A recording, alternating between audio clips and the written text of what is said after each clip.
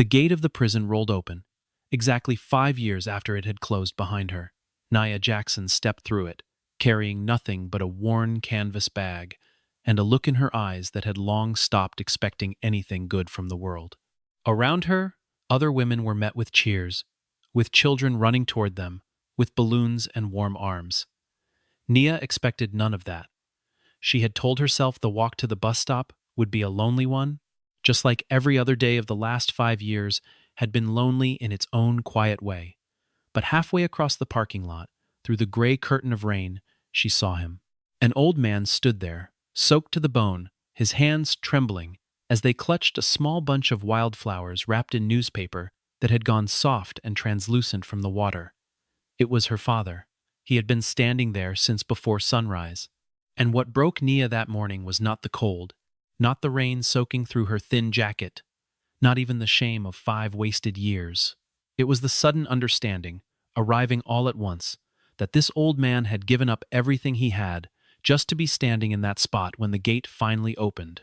Elijah Jackson had not slept the night before. He had sat in his kitchen chair from midnight onward, watching the clock, afraid that if he closed his eyes even for a moment he might somehow miss the hour. At 68 years old, with a heart that no longer worked the way it should, he had taken 3 buses in the dark and stood outside the gates for nearly 2 hours before the doors opened. He did not complain about the rain. He did not complain about his knees, which ached with every gust of wind that pushed against him. He simply stood there, the way he had stood there on visiting day after visiting day for 5 straight years, never once missing an appointment, never once arriving without something small to offer his daughter, even if it was only a few dandelions picked from the roadside, because he could not afford anything more. When Nia reached him, neither of them said very much at first. Words felt too small for the moment. He wrapped his arms around her, and despite his frailty, the embrace was fierce, the kind of hold that a man gives when he has spent half a decade afraid he might never get the chance again. She could feel him coughing against her shoulder, his chest rattling with the kind of cough that comes from years of hard labor and harder winters. Still, he smiled. He smiled the way he always smiled for her, as if nothing in the world could dim the joy of having his daughter standing in front of him, free. "You're home now," he said. That was all. 4 words carried more weight than any speech could have.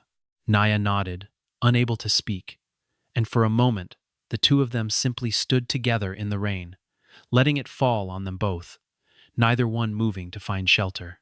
Around them, other families were already pulling away in cars, laughter and relief trailing behind them like smoke.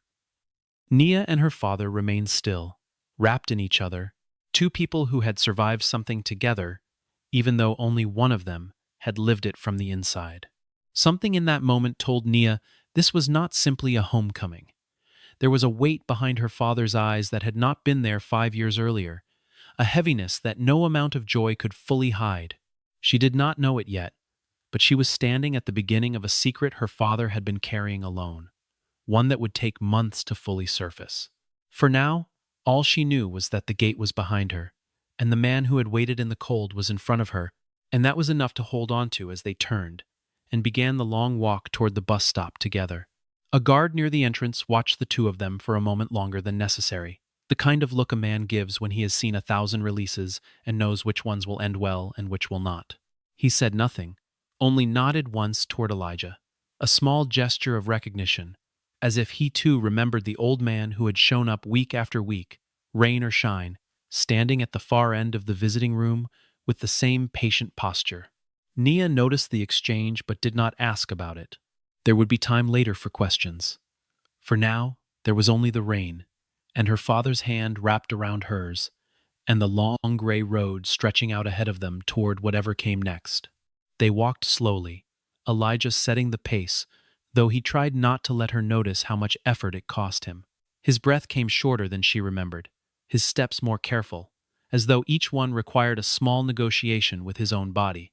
Nia matched his pace without comment, tucking her arm through his, the way she used to when she was a girl walking beside him to church on Sunday mornings. Neither of them spoke of the years that had passed. There would be time for that too. For now, it was enough simply to walk, side by side, Through streets that smelled of wet pavement and distant coffee, two people relearning the shape of an ordinary morning together. The bus ride home was quiet at first, filled only with the hum of the engine and the soft patter of rain against the windows. Nia watched the town pass by in blurred streaks of gray, streets she barely recognized after 5 years away. Her father sat beside her, his hands folded in his lap, occasionally glancing at her as though checking that she was truly there and not some dream he might wake from. It was somewhere around the third stop that she began to notice things that unsettled her. His coat was thin and patched at the elbows. His shoes were worn through at the soles. The watch on his wrist, the one he had worn for as long as she could remember, was gone. She asked him gently where his old truck was, the faded blue pickup he had driven for over 20 years, the one he used to take her fishing in as a girl. Elijah waved the question away with a small laugh, saying only that he did not need it anymore, that walking was good for an old man's heart. But something in his tone made Nia press further, and slowly, piece by piece, the truth began to unfold. He had sold the truck 2 years into her sentence. He had sold nearly everything of value in the house that same year. He had left his steady daytime job at the warehouse, a job with benefits and a pension he had worked toward for over a decade, because the hours did not allow him to make the long trips to visit her as often as he wanted. Instead, he had taken work at night, cleaning office buildings downtown, mopping floors, and emptying trash bins until dawn, a job that paid far less and offered no security at all. Every month, without fail, he had set aside money for the bus fare and the small gifts he brought her, the photographs, the letters, the little treats from the vending machine that made the visits feel almost normal. He had never missed a single visitation day in 5 years, not once, not even the winter he had pneumonia. So severe, the doctor warned him, he could have died from the strain of travel. Nia sat in stunned silence as the details came out, each one landing heavier than the last. She had always believed her father was managing fine, because that was what he told her every single visit, week after week, year after year. He would sit across from her in that visitation room and speak cheerfully about the garden he was tending, or the neighbors who had stopped by, painting a picture of a comfortable, unremarkable life. She had believed him completely, because she had needed to believe it, because the alternative was too painful to consider while she sat behind bars, powerless to help him. Now, watching him on the bus, thin and worn in ways she had not noticed at first glance, she understood the shape of the sacrifice he had made. It was not one dramatic gesture. It was 5 years of small, grinding choices, each one chipping away at his own comfort, so that hers would be preserved in whatever small way he could manage from the outside. Guilt rose in her chest like floodwater, and by the time the bus reached their stop, she could no longer meet his eyes without feeling the sharp sting of it. She had spent 5 years worrying about herself, about survival inside those walls, while her father had been quietly disappearing piece by piece into sacrifice, and she had never even known. She thought back to the visits themselves, trying to remember any small clue she might have missed. There had been the time he arrived wearing the same shirt 3 visits in a row, and she had teased him gently about it, never once suspecting it was because he owned only 2 shirts left that still fit properly. There had been the time his hands shook so badly he could barely sign the visitor log, and he had blamed it on the cold outside, though the room itself was warm. She had accepted every explanation without question, because a daughter behind bars learns quickly not to ask too many questions about a world she cannot touch or fix. Outside the bus window, the town continued to slide past in shades of gray, familiar storefronts now closed or replaced. A corner grocery she remembered from childhood boarded up entirely. Everything looked both exactly the same and completely different, the way a place always does after enough time has passed. Elijah caught her staring out at the changed streets and offered a small, tired smile. "The world kept moving," he said quietly. "I made sure I kept moving with it, so I could tell you about it." It was such a simple thing to say, and yet it landed in Nia's chest like a stone dropped into still water, spreading outward long after the words themselves had faded. The house looked smaller than she remembered, and far more tired. The porch steps sagged in the middle, where the wood had begun to rot, and a blue tarp was stretched across part of the roof, held down with bricks against the wind. Inside, the air smelled of damp wood and old paper. The lights flickered when Elijah flipped the switch, the wiring clearly overdue for repair. Furniture that Nia remembered from her childhood was gone, replaced by mismatched pieces that looked as though they had been picked up, second-hand, or found on the side of the road. She moved slowly through the rooms, running her fingers along walls that needed paint, noticing the empty spaces where things used to sit. The dining table where her mother used to serve Sunday dinners was gone. The bookshelf that had lined the living room wall, filled with her mother's collection of paperbacks, had vanished entirely. In its place stood a single small shelf, holding almost nothing at all. Nia felt her stomach tighten as she began to understand what she was looking at. This was not simply the natural decline of an aging house. This was a home that had been slowly stripped of everything not essential to survival. In the corner of the living room, on a small table draped with a faded cloth, sat two objects that had survived the years of loss. One was a framed photograph of the three of them, Nia, her mother, and her father, taken years before her mother passed away, back when the house had been full and warm. The other was an old pocket watch that had belonged to Nia's grandfather, its glass face cracked but still ticking faintly when she picked it up. Everything else, it seemed, had been sold. She wandered into the kitchen and found the cupboards nearly bare, holding only the essentials: a few cans of soup, a half bag of rice, a jar of coffee kept for guests who rarely came anymore. The refrigerator hummed with the particular strain of an appliance far older than it should have been, held together, she suspected, by nothing more than her father's stubborn refusal to spend money on anything not absolutely necessary. On the counter sat a small stack of unpaid bills, carefully organized by date, a system Elijah had clearly developed to keep track of debts he intended to pay, eventually whenever there was enough left over to do so. Nia opened the door to her old bedroom last, half expecting to find it stripped as bare as the rest of the house.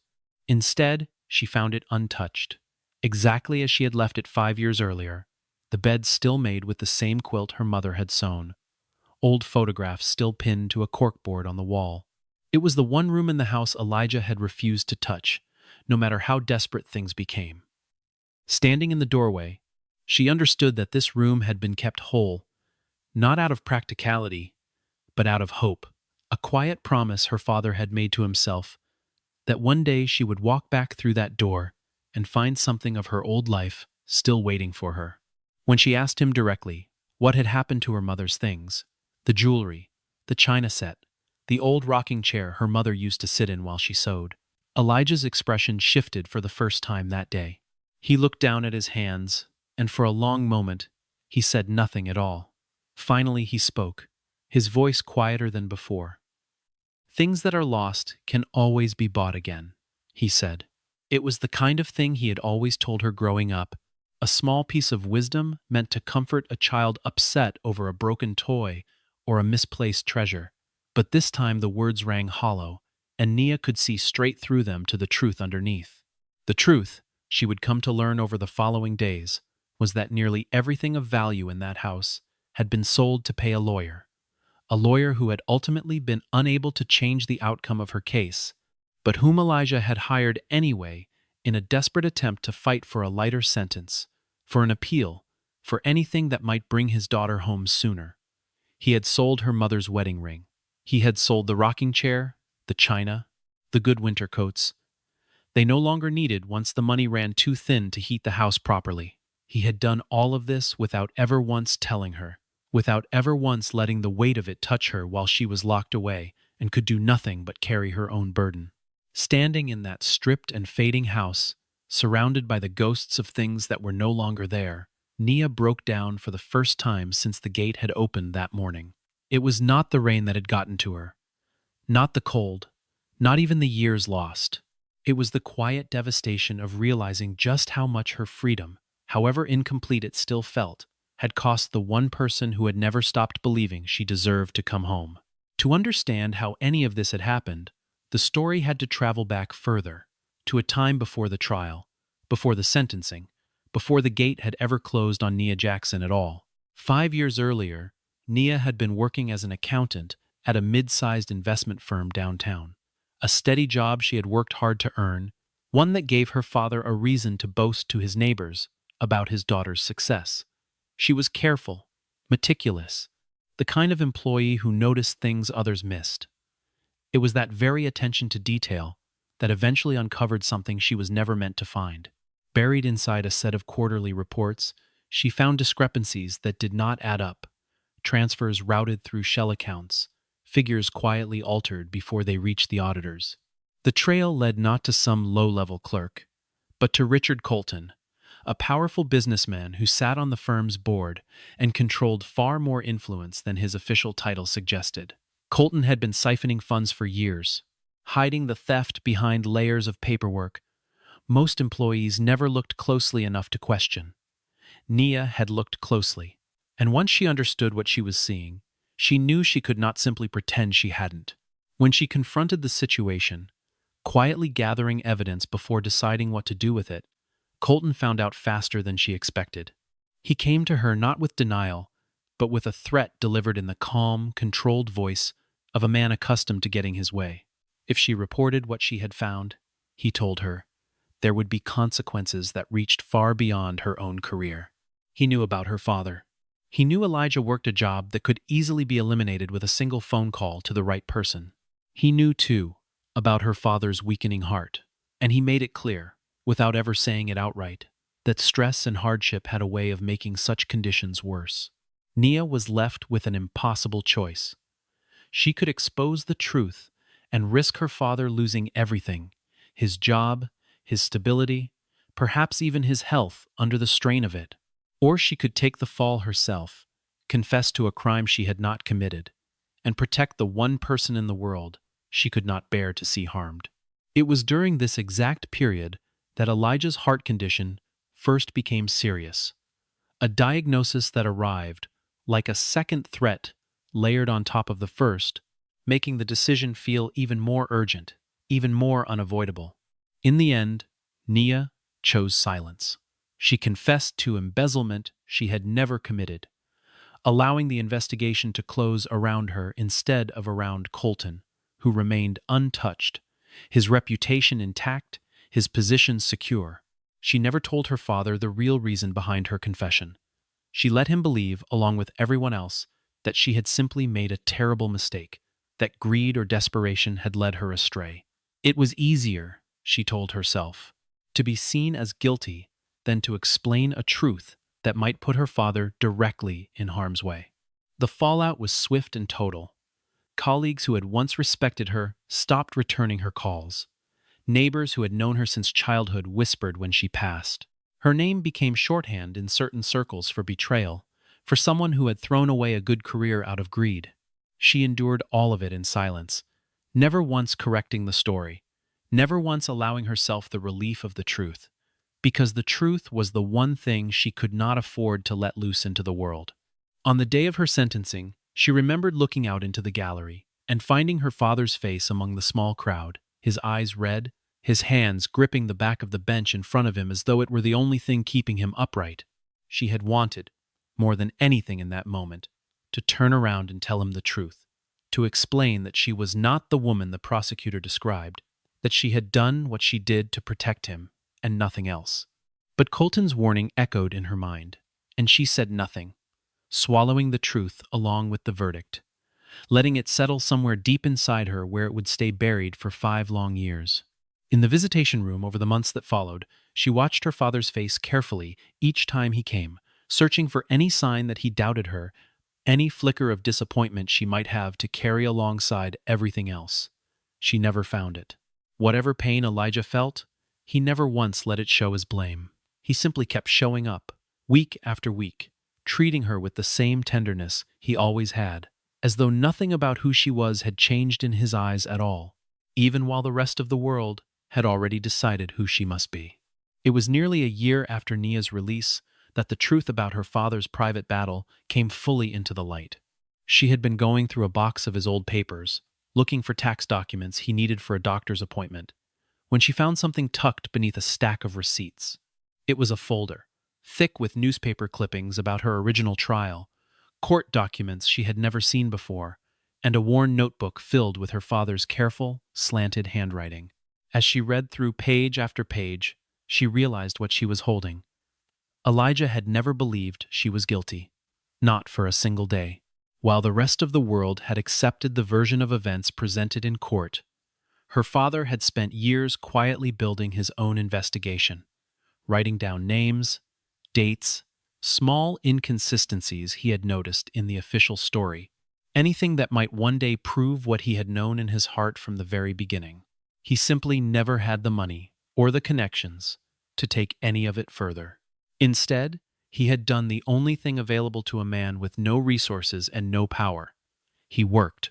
He saved every extra dollar he could find, hoping that one day he might have enough to hire someone capable of reopening the case, someone who could turn his notebook full of suspicions into something a court would actually take seriously.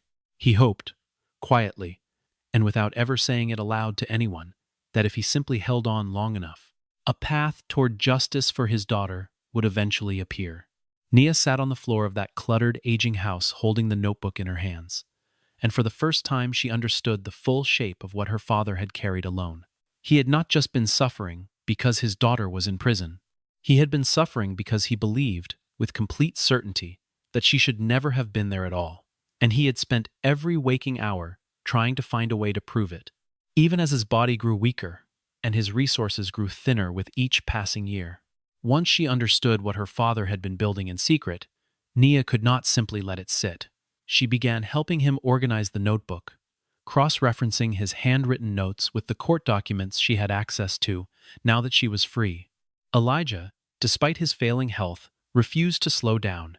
He insisted on visiting people himself, on knocking on doors, on sitting across kitchen tables from people who had once worked alongside his daughter, gently asking questions that had gone unasked for years.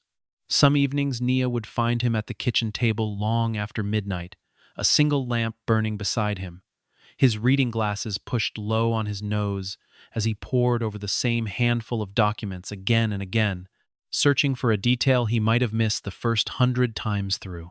She would gently suggest he rest, that his heart needed peace more than it needed answers, and he would simply nod, promise to go to bed soon, and remain exactly where he was for another hour after she had given up and gone to sleep herself. It became clear to her that this work had become something more than an investigation. It had become the thing that gave her father's days their shape and purpose, the quiet engine that had kept him moving forward through 5 years that might otherwise have broken him entirely. One of those visits led them to Marcus Webb, a former colleague of Nia's, who had worked in the same department during the years the fraud took place. Marcus had always seemed uneasy whenever Nia's name came up in old conversations, and when Elijah finally sat across from him and asked directly what he remembered from that time, something in the old man's steady, patient gaze seemed to break through years of avoidance. Marcus admitted, haltingly at first, that he had seen documents back then that never made it into the official investigation, records that pointed toward Colton rather than toward Nia.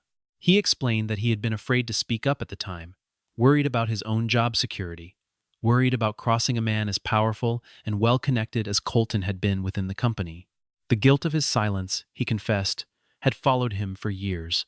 He told Elijah he still had copies of certain emails saved on an old hard drive, materials he had kept almost without meaning to, as though some part of him had always known they might matter again someday. Marcus admitted that he had thought about reaching out many times over the years, had even driven past the Jackson house once or twice, sitting in his car for several minutes, before losing his nerve and driving away again. Seeing Elijah in person, an old man with a weakened heart who had clearly given up everything for a daughter he still believed in, was more than his conscience could withstand a moment longer. He promised to help however he could, and for the first time in a long while, Elijah left a conversation feeling something closer to hope than he had allowed himself to feel in years. Nia begged her father to let her carry the weight of what came next, worried about the toll all of this was taking on his heart, worried that the stress of confrontation and uncertainty might be more than his body could withstand. But Elijah refused to step back. He looked at her with the same steady determination he had carried through 5 years of visiting days, through years of night shifts and second-hand furniture, and told her simply that as long as he could still stand on his own 2 feet, he intended to keep walking toward whatever it took to see her name cleared. There were nights during that stretch when his breathing grew so labored that Nia sat awake beside his bed, listening to make sure each breath followed the one before it. She begged him more than once to see a doctor, to slow down, to let her shoulder more of the burden alone. He always agreed in the moment, and he always found some new task the very next morning that could not wait, some phone call that needed making, some document that needed tracking down before the trail went cold. She came to understand that stopping was simply not something her father knew how to do once he had set his mind toward saving her, and in the end she stopped asking him to. With Marcus Webb's hesitant cooperation, the pieces began falling into place faster than either Nia or her father had expected. The old emails, recovered carefully from a hard drive that had sat untouched in a drawer for years, revealed a pattern of financial transfers that directly implicated Colton, timestamps, and account numbers that lined up precisely with the discrepancies Nia had originally discovered on her own. Alongside the emails, they gathered old financial records that Elijah had painstakingly requested through public channels over the years, documents that on their own had seemed meaningless, but that now, placed beside the new evidence, told a very different story than the one presented at trial. A local journalist named Sarah Bennett caught wind of the case through a tip from someone connected to the original investigation, someone who had never quite believed the story either. Sarah began digging on her own, cross-checking court records against the new evidence Nia and Elijah had compiled, and slowly, a picture began forming in the public eye that contradicted everything people had believed about Nia Jackson for the past 5 years.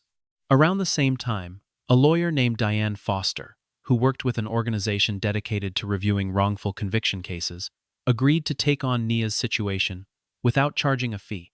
Diane had seen dozens of cases like this before, cases where a single vulnerable person had been made to carry the weight of someone else's crime because they had no resources to fight back. She reviewed the notebook Elijah had kept for years, the emails from Marcus Webb, the financial records, and told them plainly that this was one of the strongest cases for reopening a conviction she had come across in a long time. As momentum built and word of the reopened investigation began to spread, Richard Colton grew increasingly desperate. He reached out through intermediaries, offering money in exchange for silence, suggesting that the past was better left undisturbed for everyone involved. He framed it as a kindness, a way to spare Nia the exhaustion of another public battle. But underneath the polished language was the same threat he had made years earlier, dressed up now in gentler words. Nia and Elijah refused without hesitation. They had already given up everything they were willing to give up in silence. There would be no more of it.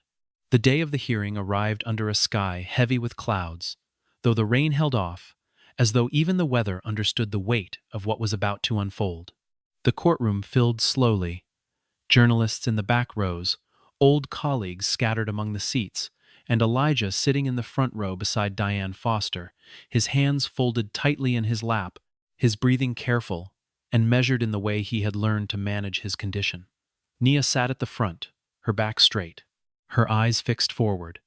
5 years of silence, finally about to be broken in a room full of strangers and old acquaintances alike. The evidence was presented piece by piece, methodically, without theatrics, the emails laid out beside the financial records, the timeline reconstructed in painstaking detail for the judge to examine. Marcus Webb took the stand and, in a voice that shook only slightly, corrected the account he had given years earlier, admitting under oath what he had once been too afraid to say. The courtroom grew still as his testimony unraveled the version of events that had sent Nia to prison in the first place. Slowly, the truth that had been buried for 5 years began to surface in full view. It became clear, through document after document, testimony after testimony, that Nia Jackson had never taken a single dollar that did not belong to her. She had been a woman who discovered a crime and paid the price for someone else's greed, silenced not by guilt but by fear, for the one person she loved most in the world. The judge, reviewing everything laid before the court, stated plainly that the original conviction had been built on a foundation riddled with serious and troubling errors, errors that could not be allowed to stand.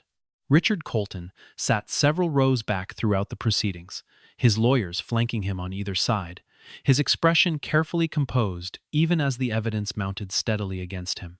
At one point, their eyes met across the courtroom, Nia's steady and unflinching, his cold and unreadable, and for the first time in 5 years, she felt no fear looking at him at all.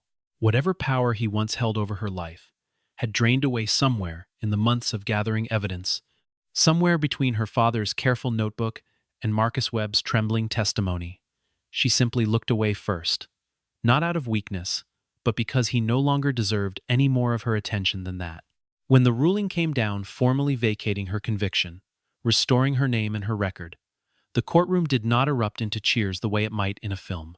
Instead, there was a quiet, heavy stillness, the kind that settles over a room when something long overdue finally arrives. Nia turned in her seat and found her father's eyes across the room. Elijah was not smiling this time. He simply sat there, tears sliding silently down his weathered face.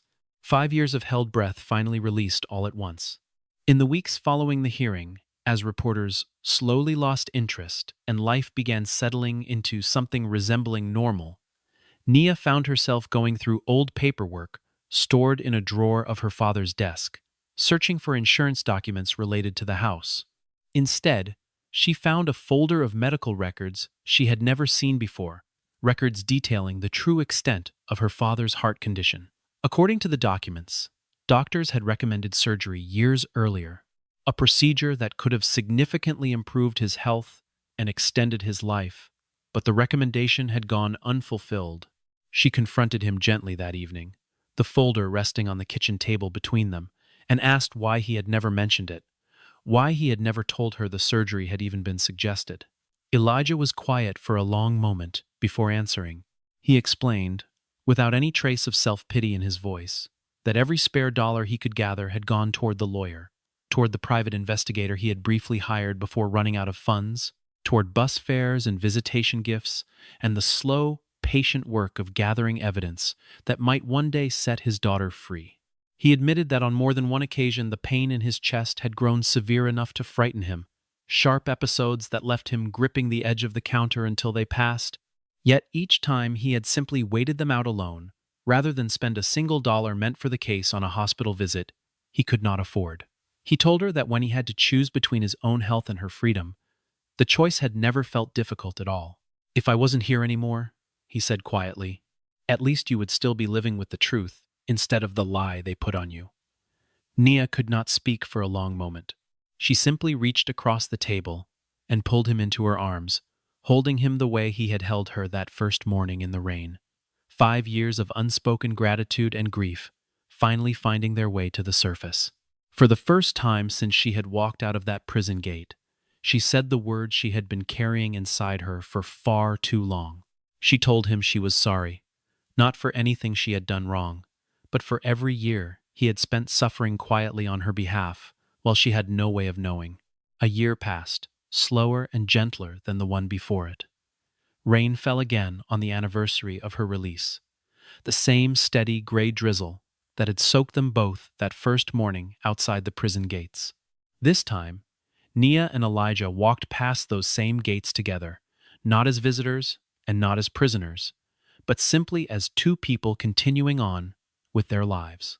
The building looked the same as it always had, cold and imposing behind its high fences, but it no longer held any power over either of them. Nia had found work with an organization dedicated to supporting people who had been wrongfully convicted, using her own experience to help others navigate a system that had once nearly destroyed her. It was slow, difficult work, filled with cases far more complicated than her own, but it gave her a sense of purpose that had been missing for a long time. Elijah had finally retired from his night job cleaning office buildings, his body simply unable to keep up with the demands any longer. His heart remained weak, his steps slower than they used to be, but there was a peace in his face now that had not been there in years. Some evenings, when Nia came home from the office, she would find her father sitting on the porch, he had finally been able to repair, the roof no longer covered by a tarp, the steps no longer sagging beneath his weight. He would be reading, or simply watching the street, content in a way that seemed almost foreign after everything they had survived together. She had replaced most of what had been sold, the rocking chair, a few photographs framed, and hung once more along the hallway walls. Though she knew some things, like her mother's wedding ring, could never truly be replaced. What mattered more than the objects themselves was that her father no longer had to choose between his own well-being and hers. That choice, the one that had defined 5 brutal years of his life, finally belonged to the past. They walked side by side under a single umbrella, close enough that their shoulders touched, the rain falling steadily around them, just as it had that first morning. Nia glanced over at her father and spoke quietly, almost to herself. "The day I walked out of that place," she said, "I thought I had nothing left." Elijah turned to look at her, and despite everything, despite the years and the losses and the slow decline of his own body, he smiled. The same smile he had given her that very first day. "You still had me," he said simply. The words settled between them, simple and complete, needing nothing more to be added. They continued walking together down the wet sidewalk, past the gates that no longer frightened either of them, the rain falling steadily around their shared umbrella. It was the same cold rain that had once soaked through Elijah's thin coat, while he waited alone in the dark for his daughter to return to him. But somehow, walking there together now, neither of them felt the cold at all. There are fathers who cannot take their children's punishment for them, who cannot stand in a courtroom and trade places, who cannot undo years lost behind concrete walls. But some of them will spend every last dollar, every last hour, every beat of a failing heart, simply to be standing outside the gate when the day finally comes.